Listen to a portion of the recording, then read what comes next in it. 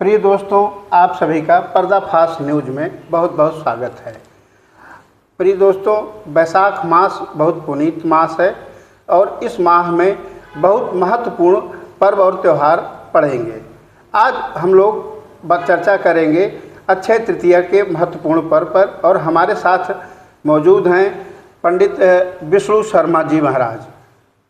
पंडित जी, आपसे सर्वप्रथम यह जानना चाहेंगे कि अक्षय तृतीया का क्या महात्म है। राम राम जी। सभी को पहले तो वैशाख मास की बहुत बहुत शुभकामनाएं। वैशाख मास में शुक्ल पक्ष व कृष्ण पक्ष के पर्व में जब भी तृतीया तिथि आती है तो अक्षय तृतीया आती है। और अक्षय तृतीया का महत्व है कि अक्षय तृतीया के दिन किया हुआ कोई भी कार्य, दान, पुण्य, सेवा आदि कल्पों तक वो बढ़ता रहता है। तो भगवान उस समय की बातें हैं ये।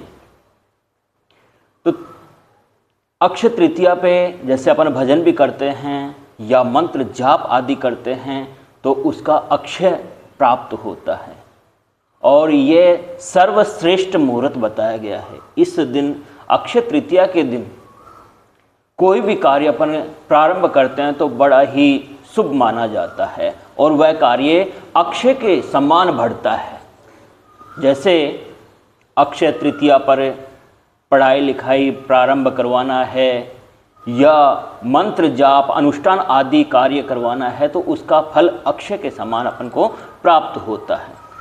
पंडित जी, अक्षय तृतीया में जो पूजन का विधान बताया गया है उसमें कैसे पूजा पाठ करना हो कि हमारी पूजा सफल हो और मनोकामना पूर्ण हो। जी, जैसे ही अपने कोई भी आराध्य है भगवान, जैसे शिव हैं या हनुमान जी हैं या दुर्गा जी हैं या लक्ष्मी नारायण हैं सब एक ही, पर सबके आराध्य अलग अलग लोग मानते हैं।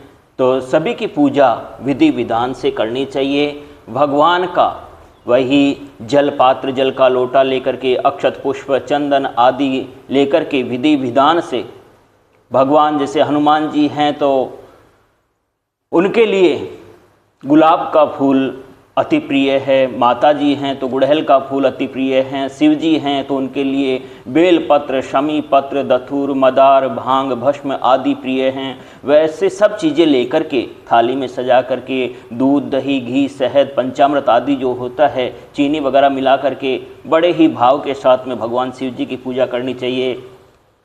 और श्रीफल, नारियल, शाबूत हनुमान जी को चढ़ाने से सभी मनोकामनाएं पूर्ण होती है और भगवान की हनुमान जी को अर्जी लगाई जाती है कि हमारे जो भी कार्य रुके हुए हैं वह प्रारंभ हो, सुचारू रूप से चलते रहें। वैसे ही माता जी का है, माता जी को भी वही श्रीफल शाबूत चढ़ाया जाता है और उसमें वही अक्षत पुष्प, गुलाब फूल, माता जी को गुड़हल का फूल बड़ा ही प्रिय है, लाल पुष्प हो, सफ़ेद हो, हर प्रकार के फूल आते हैं और माता जी की पूजा अर्चना करनी चाहिए, भगवती का ध्यान करना चाहिए और भगवती से यही प्रार्थना करनी चाहिए कि हमारे जो परिवार है वह सुख समृद्धि बनी रहे, सुख शांति बनी रहे, प्रेम बना रहे आदि ऐसे पूजा करनी चाहिए। और माता भगवती केवल आराध्य से ही बड़ी ही प्रसन्न होती है।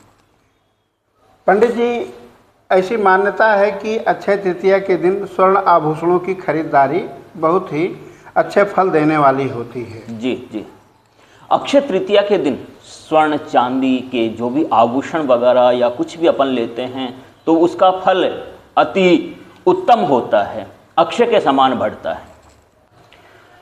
देखिए, वैशाख मास के कृष्ण पक्ष में जो तृतीया आती है उसको अक्षय तृतीया के नाम से ही जाना जाता है और वैशाख मास में जो भी कार्य किए जाते हैं उसमें बड़ा ही फल प्राप्त होता है। और वैशाख मास में ही जो भी अनाज होते हैं वह नए आते हैं और उसके बाद में सत्तू आदि का भी दान किया जाता है और बुद्ध पूर्णिमा, पीपल पूर्णिमा के नाम से भी उसको जाना जाता है। लास्ट में शुक्ल पक्ष में जो पूर्णिमा आती है उसको पश्चिमी क्षेत्र में पीपल पूर्णिमा के नाम से जाता है।